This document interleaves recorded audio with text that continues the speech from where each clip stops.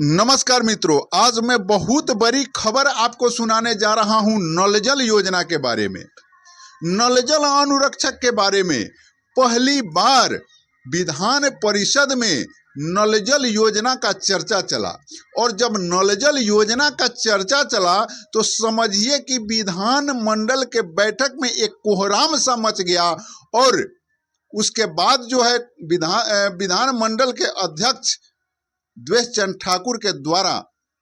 जब उसमें हस्तक्षेप किया गया तो इन चीज़ों पर प्रश्न जो है, हल्ला जो है शांत हुआ और सामूहिक रूप से इस विषय पर जांच करने की मांग उठ पड़ी। तो ये क्या है, सारी चीज़ें मैं आपको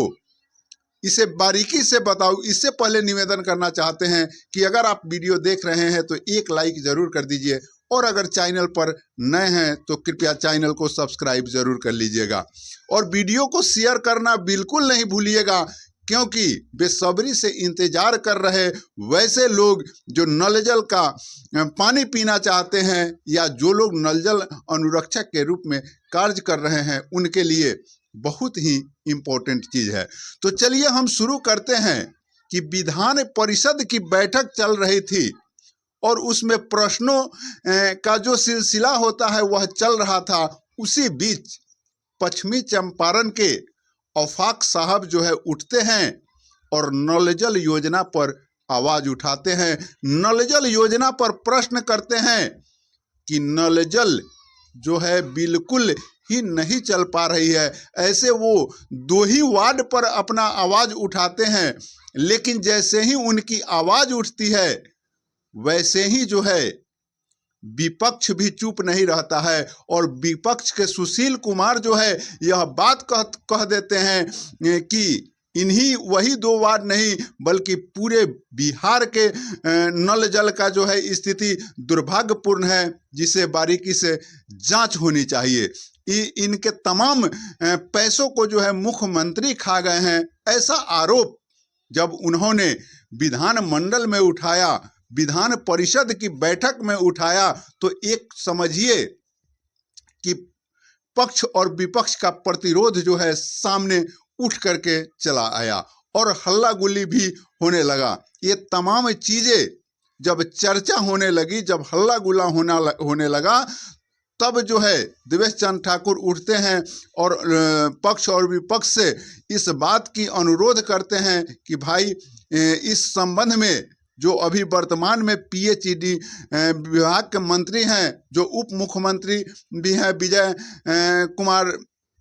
सिन्हा जी, उनसे तो जान लीजिए। जब विजय कुमार सिन्हा जी उठते हैं और विजय सिन्हा जी जब इस बातों की चर्चा करते हैं कि अगर नल जल योजना में जो है अगर गड़बड़ियां हुई है तो उसकी जांच होगी और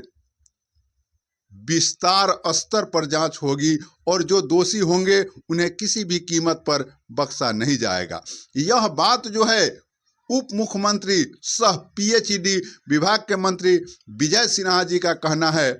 तो अब देखना यह दिलचस्प होगा कि यह विधान मंडल में वह केवल बयानवीर बने या वास्तव में इन चीज़ों की जांच होगी। जब नल जल योजना की जब जांच होगी तो हम समझते हैं कि सूबे बिहार में 95% नल जल का जो बद से बदतर व्यवस्था है, कहीं ना कहीं से सच्चाई निकल करके सामने आएगी और जब सच्चाई सामने आएगी तो जो नल जल अनुरक्षक नल जल योजना को संचालित कर रहे हैं उनका भी बात आएगा, उनका भी जांच होकर के जाएगा और जैसे ही उनका जांच होकर के जाएगा तो समझिए कि कहीं ना कहीं से सच्चाई से सरकार अवगत होगी और सरकार जब सच्चाई से अवगत होगी तो संभवतः नल जल अनुरक्षकों के लिए एक प्रसाद के तरह उनका जीवन कहीं सुधार के तरफ अग्रसरित हो जाए। तो अब हम बतलाते चले कि जब विपक्ष के सुशील कुमार ने पूरे नल जल योजना पर जांच की बात उठाई तो भाजपा के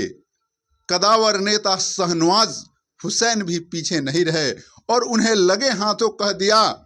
कि भागलपुर में भी नल जल की व्यवस्था जो है बद से बदतर है और इस तरह से पक्ष के लोग ही एक ऐसा विरोध किया कि समझिए कि सदन जो है गर्म सा हो गया। लेकिन एक और बात इसमें खुलती है साथियों कि अभी वर्तमान समय में अभी एनडीए गठबंधन की सरकार बनी है, लेकिन इससे पहले 17 महीनों तक वही आरजेडी के साथ जो है जनता दल यूनाइटेड के सरकार होती है। और जब इस योजना में भ्रष्टाचार हुई तो आज सुशील कुमार जिस तरह से ये आवाजें उठाते हैं,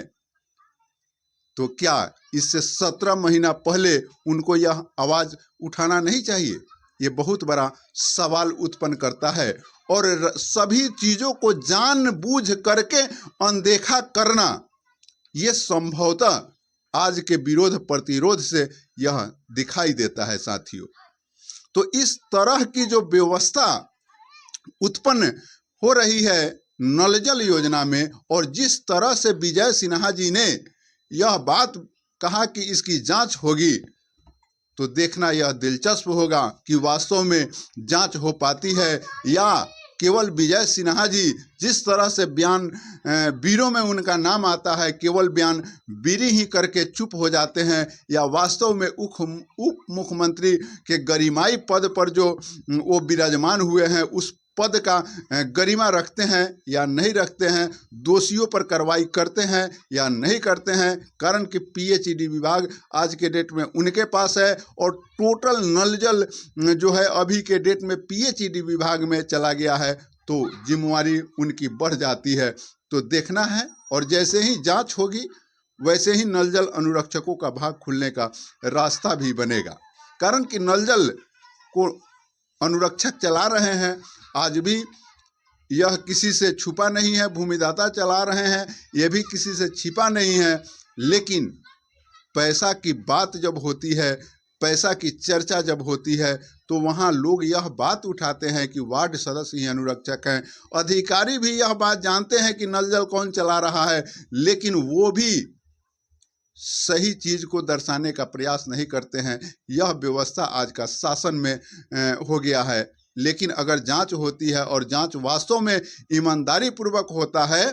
तो संभवतः दूध का दूध और पानी का पानी हो जाएगा और अनुरक्षकों का भाग पलट का समय आ सकता है। तो आपको यह जानकारी कैसा लगा कमेंट सेक्शन में जरूर लिखिएगा। मिलते हैं एक नए वीडियो में। जय हिंद।